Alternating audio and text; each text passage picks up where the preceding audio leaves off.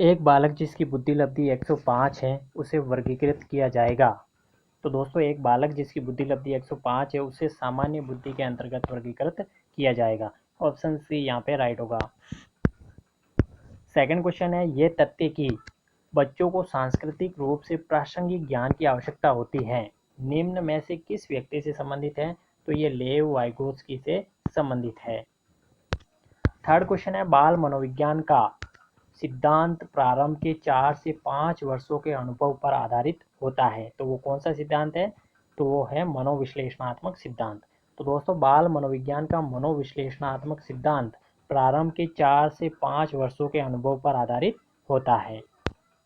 चौथा क्वेश्चन है, शिक्षार्थी तब तक नहीं सीख सकते जब तक वे सीखने के लिए तैयार न हो। तो दोस्तों ये सीटेट सेकेंड लेवल 2014 में पूछा गया क्वेश्चन है।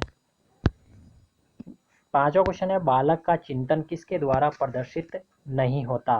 तो बहुत ही अच्छा क्वेश्चन है दोस्तों। बालक का चिंतन किसके द्वारा प्रदर्शित नहीं होता? आत्म केंद्रिकता, सजीवतावाद, यथार्थवाद। तो दोस्तों ध्यान रखें, जो बालक का चिंतन है वो आत्म केंद्रिकता, सजीवतावाद और यथार्थवाद इनके द्वारा प्रदर्शित होता है। ठीक है, तो किसके द्वारा प्रदर्शित नहीं होता है? तो व्यक्तिकवाद के द्वारा बालक का चिंतन प्रदर्शित नहीं होता। तो ध्यान रखें, बहुत ही इंपॉर्टेंट क्वेश्चन है दोस्तों। तो किसके द्वारा प्रदर्शित होता है? आत्म केंद्रिकता, सजीवतावाद और यथार्थवाद। छठा क्वेश्चन है, आत्म केंद्रित व्यक्ति होता है तो वो कौन होता है? अंतर्मुखी होता है। सातवां क्वेश्चन है, निम्न में से कौन सा कथन बुद्धि के बारे में सत्य नहीं है? ये एक व्यक्ति की मानसिक क्षमता है, ये सही है। ये सामंजस्य अनुकूलन स्थापित करने में सहायक है, ये भी सही है। ये व्यवहार की गुणवत्ता से आंकी जाती है, ये भी सही है। तो दोस्तों जो बुद्धि के बारे में जो असत्य कथन है वो है ये स्थायी एवं अपरिवर्तनशील विशेषता है। ऑप्शन डी यहाँ पे राइट होगा, क्योंकि दोस्तों बुद्धि जो है वो अस्थायी होती है और परिवर्तनशील होती है। ध्यान रखें। आठवां क्वेश्चन है, बिने साइमन परीक्षण द्वारा मापन किया जाता है। तो बिने साइमन परीक्षण द्वारा विशिष्ट बुद्धि का मापन किया जाता है। ध्यान रखें, बिने साइमन परीक्षण द्वारा विशिष्ट बुद्धि का मापन किया जाता है। आठवां क्वेश्चन है, कक्षा में ध्यान न देने वाले बच्चे से व्यवहार करने के लिए कौन सा उपाय सर्वाधिक लाभकारी हो सकता है? तो बच्चे को महसूस कराने के लिए उसे कक्षा में सबके सामने बार बार डांटना, ध्यान केंद्रित करने के लिए कार्य करते हुए बच्चे को खड़े रहने की अनुमति देना, बच्चे के ध्यान को स्फूर्तियुक्त बनाने के लिए बीच बीच में उसे अवकाश देना, या बच्चे को उस जगह बैठाना जहाँ सबसे कम ध्यान भंग हो सके। तो ऑप्शन बी राइट यहाँ पे राइट आंसर होगा।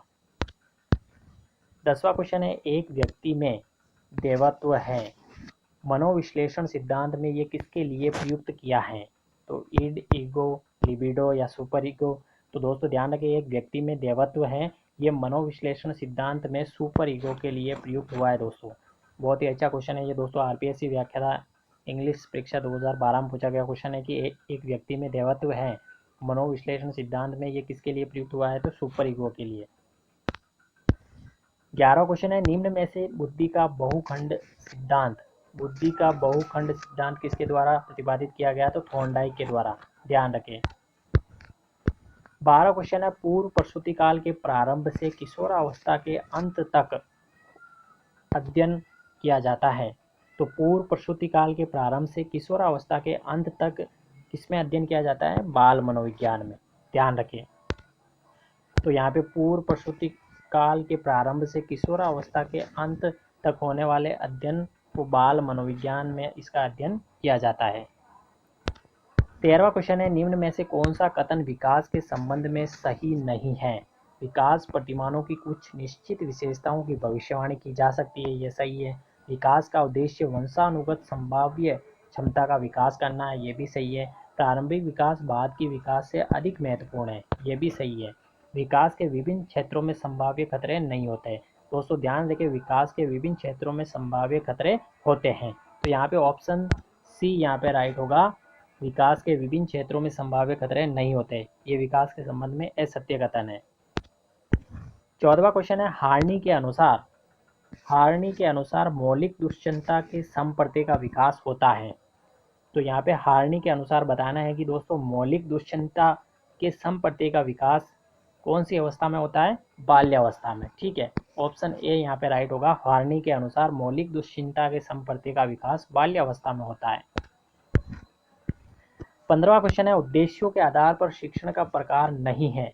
उद्देश्यों के आधार पर, तो दोस्तों उद्देश्यों के आधार पर शिक्षण के प्रकार कौन कौन से हैं? तो भावात्मक उद्देश्य, ज्ञानात्मक उद्देश्य और क्रियात्मक उद्देश्य, ये उद्देश्यों के आधार पर शिक्षण के प्रकार हैं। तो यहाँ पे ऑप्शन ए राइट होगा। चिंतन उद्देश्य जो है वो उद्देश्यों के आधार पर शिक्षण के प्रकार नहीं है। ठीक है, तो यहाँ पे ऑप्शन ए राइट होगा। 16वां क्वेश्चन है, इनमें से कौन सा कृत्य बाल अपराध नहीं है? नशा करना, कक्षा में नींद निकालना, कक्षा से भाग जाना, झूठ बोलना। तो यहाँ पे कक्षा में नींद निकालना ये कृत्य बाल अपराध का नहीं है। 17वां क्वेश्चन है, अंतरपरक अनुदेशन है। तो अंतरपरक अनुदेशन दोस्तों बहुत ही इंपॉर्टेंट क्वेश्चन है। यहाँ पे सीटेट सेकंड लेवल 2013 में पूछा गया क्वेश्चन है कि अंतरपरक अनुदेशन है। तो अंतरपरक अनुदेशन कक्षा में प्रत्येक शिक्षार्थी के लिए कुछ अलग करना, यानी कि अंतरपरक अनुदेशन का मतलब क्या होता है? कक्षा में प्रत्येक शिक्षार्थी के लिए कुछ अलग करना। ठीक है, ये क्या कहलाता है? अंतरपरक अनुदेशन। 18वां क्वेश्चन है, आधुनिक शिक्षा प्रणाली का केंद्र बिंदु है। तो आधुनिक शिक्षा प्रणाली का केंद्र बिंदु बालक है, यहाँ पे ध्यान रखें। 19वां क्वेश्चन है, एक बच्चा सदैव दूसरों के प्रति सहानुभूति दिखाता है। एक बच्चा जो है वो सदैव दूसरों के प्रति सहानुभूति दिखाता है, तो ये आदत नारी भावना संबंधी आदत कहलाती है। ठीक है, तो ध्यान रखें, एक बच्चा सदैव दूसरों के प्रति सहानुभूति दिखाता है तो ये आदत भावना संबंधी आदत कहलाती है। तो यहाँ पे ऑप्शन बी राइट होगा। ये आरपीएससी पीटीआई सेकंड ग्रेड 2015 में पूछा गया क्वेश्चन है। 20वां क्वेश्चन है, मनोविज्ञान ने सर्वप्रथम आत्मा को खोया, फिर मन और मस्तिष्क को खोया, इसके बाद चेतनशीलता को खोया, चेतना को खोया, अब ये व्यवहार का अध्ययन बना हुआ है। ये कथन किसका है? वुडवर्थ का। ठीक है, तो ध्यान रखें, बहुत ही इंपॉर्टेंट क्वेश्चन है कि मनोविज्ञान ने सर्वप्रथम आत्मा को खोया, फिर मन या मस्तिष्क को खोया, इसके बाद चेतना को खोया, और ये अब व्यवहार का अध्ययन बना हुआ है। ये कथन वुडवर्थ द्वारा कहा गया। तो दोस्तों ये थे साइकोलॉजी से संबंधित कुछ महत्वपूर्ण प्रश्न। आपको वीडियो कैसा लगा कमेंट करके ज़रूर बताएं। वीडियो को लाइक करें, इसी साथ चैनल को भी सब्सक्राइब करें, बेल आइकन को प्रेस करें ताकि आने वाले वीडियोज़ के अपडेट आपको मिलते रहें। धन्यवाद।